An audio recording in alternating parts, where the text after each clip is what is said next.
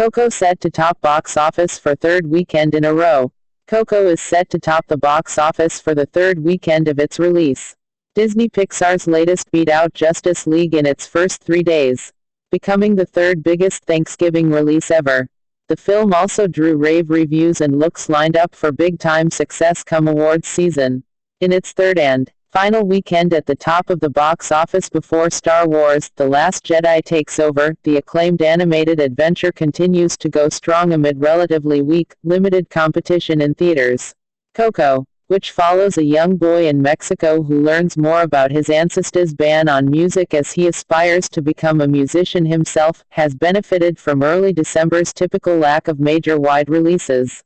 That's about to change with The Last Jedi and other tentpoles on the horizon. But along with the massive success of Thor: Ragnarok, Coco has also helped Disney pass $5 billion at the global box office, and now it can take one more victory lap. THR reported on Saturday that Coco is set to earn another $20 million domestically to hold on to the #1 spot for a third weekend in a row, bumping its total to $137 million. Justice League and Wonder are expected to again finish number 2 and 3, respectively, but did not release weekly numbers. In fourth place is James Franco's potential Oscar contender The Disaster Artist, which grossed an impressive $6.7 million at just 840 theaters. Ragnarok is also hitting a milestone this weekend, passing the $300 million mark in the US to add to its $822 million worldwide total. Even as it approaches a sharp drop in its box office totals as attention shifts to The Last Jedi, Coco has a good chance to continue going strong for an animated outing.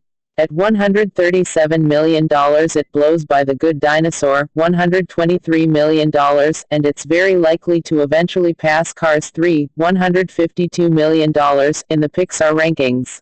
With the awards attention poised to come its way, Coco is still positioned to put up healthy overall numbers. While it won't be among the most commercially successful Pixar releases, Coco's acclaim and winning box office performance counts as an triumph for the studio and a solid rebound from the aforementioned Cars 3. It was released with good enough timing to top the market in its first 3 weeks before the biggest year-end releases came out. The Last Jedi is about to knock Coco way off its perch, but Pixar can at least say they had their moment of victory. Even in a down year for the box office overall, Disney has essentially been impervious to the decline.